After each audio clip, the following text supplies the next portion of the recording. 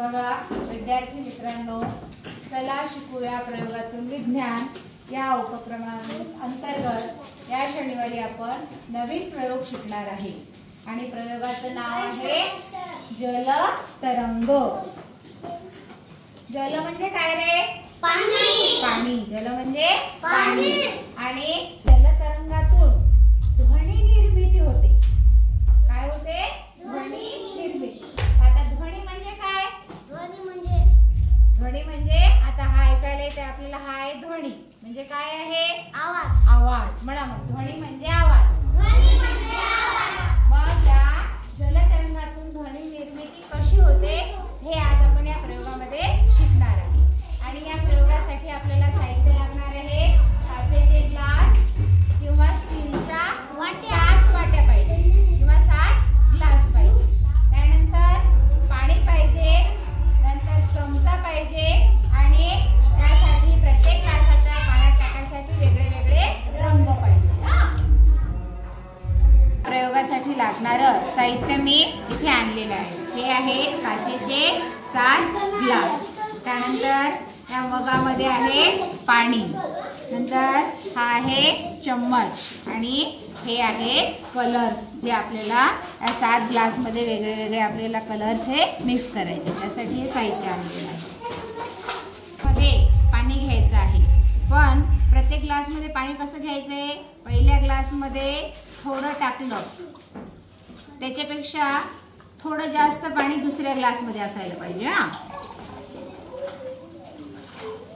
झालं थोडं जास्त। आता तिसऱ्या ग्लास मध्ये त्याच्यापेक्षा थोडं जास्त पाहिजे।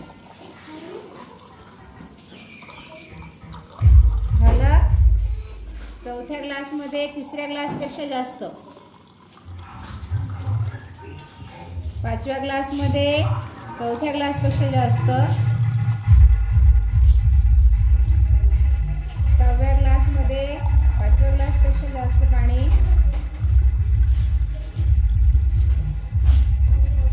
7व्यात जास्त पाणी घ्यायचं।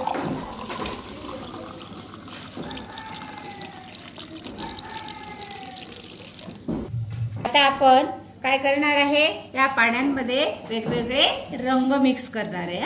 आता बघा कसे करणार आहे। आता मी 7 पण ग्लास मध्ये पाणी टाकलेलं आहे आणि रंग टाकलेला आहे। आणि कसं प्रमाण आहे रे याचं? पहिल्या ग्लासात किती पाणी आहे? कमी आहे। त्यापेक्षा दुसऱ्या ग्लासात जास्त, तिसऱ्या ग्लासात जास्त, दुसऱ्या ग्लास पेक्षा जास्त आहे, तिसऱ्या ग्लास पेक्षा चौथ्या ग्लास मध्ये आणखी जास्त आहे, चौथ्या ग्लास पेक्षा 5व्या ग्लास मध्ये आणखी जास्त आहे, 5व्या ग्लास पेक्षा 6व्या ग्लास मध्ये आणखी जास्त आहे आणि 6व्या ग्लास पेक्षा 7व्या ग्लास मध्ये सर्वात जास्त पाणी। म्हणजे 5 चढता क्रम झाला। सगळ्या याचा कलर पहा तुम्ही, आणि याच्यासाठी मी हे तुमच्या लक्षात येण्यासाठी आपण वेगळे वेगळे रंग वापरले। तांबडा, नारंगी, पिवळा, हिरवा, आकाशी, निळा आणि जांभळा असे आपण इंद्रधनुष्याचे 7 रंग याच्यामध्ये वापरलेले आहेत। आणि याच्यातून आता ध्वनी निर्मिती कशी होते हे आपल्याला पाहायचं आहे। एवढं दिसलं तुम्हाला सगळ्यांना? आता लक्ष द्या। पहिल्या ग्लास मध्ये मी वाजवते तेव्हा तुम्ही त्याचा आवाज ओळखा आणि शेवटच्या ग्लास मध्ये वाजवते तेव्हा आवाज ओळखा। बघा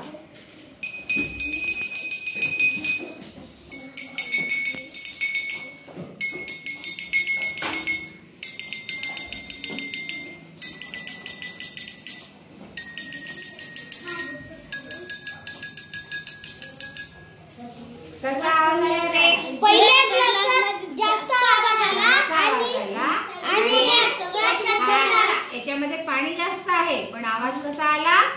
कमी आवाज आला। याच्यावरून आपल्याला काय लक्षात येते की जर पाणी कमी असेल तर आवाज जास्त मोठा येतो आणि जर पाणी जास्त असेल तर आवाज कमी येतो। काय करायची आहे?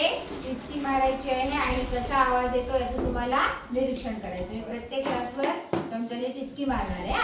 आणि टिचकी मारताना तुम्ही काय करायचं? हा ग्लासचा जो हे आहे ना काठ, त्याच्यावर मारायची। प्रत्येक ग्लासच्या काठावर मी टिचकी मारणार आहे आणि मग त्याच्यातून तुम्हाला कसा ध्वनी ऐकायला येतो त्याचं तुम्ही निरीक्षण करा आणि नंतर मला सांगा। बघा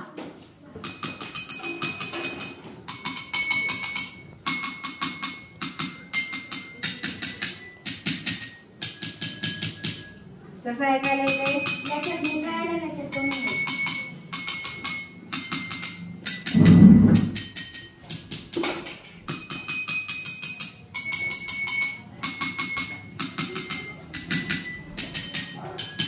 म्युझिक तयार झालं काय?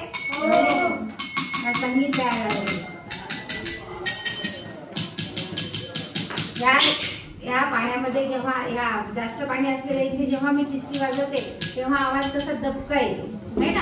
आणि पहिल्या ग्लासवर का त्याचा आवाज काय होतो? असं जास्त आवाज येतो. तर याच्यावरून आपल्याला काय लक्षात येते या प्रयोगावरून की जर पाणी कमी असेल तर कंपनं जास्त निर्माण होतात. त्याच्यामध्ये कंपनं जास्त निर्माण होतात आणि आवाज कसा येतो?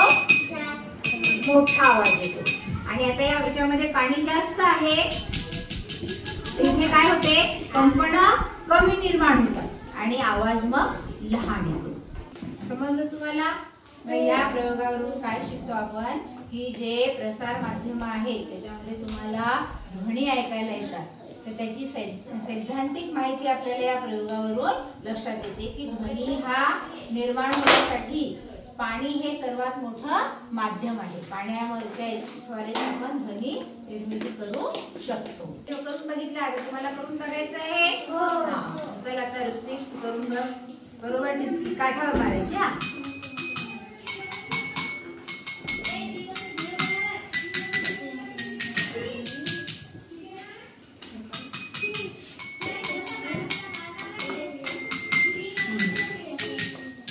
काय फरक पडला रे?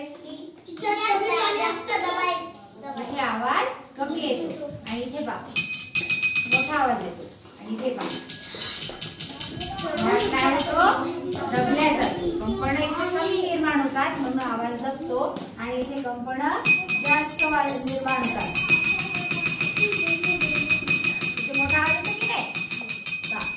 आणि इथे बघा इथे कंपनं कमी निर्माण झाल्यामुळे आवाज कमी येतो. समजला हा प्रयोग तुम्हाला? ध्वनी निर्मिती कशी होते समजलं?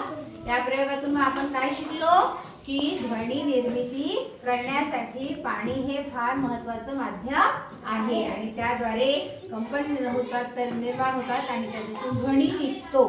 काय त्यात कंपन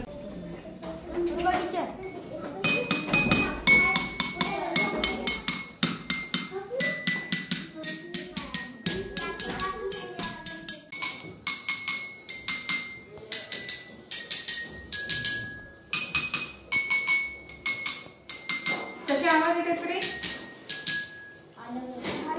याचा आवाज मोकळा येतो, याचा आवाज बंद. इथे जास्त कंपनं निर्माण होतात म्हणून इथे पाणी कमी आहे त्यामुळे कंपनं जास्त निर्माण होतात त्याच्यामुळे आवाज मोठा येतो. आणि या ग्लासमध्ये पाणी जास्त आहे त्यामुळे कंपनं कमी तयार होतात आणि आवाज पण लहान येतो.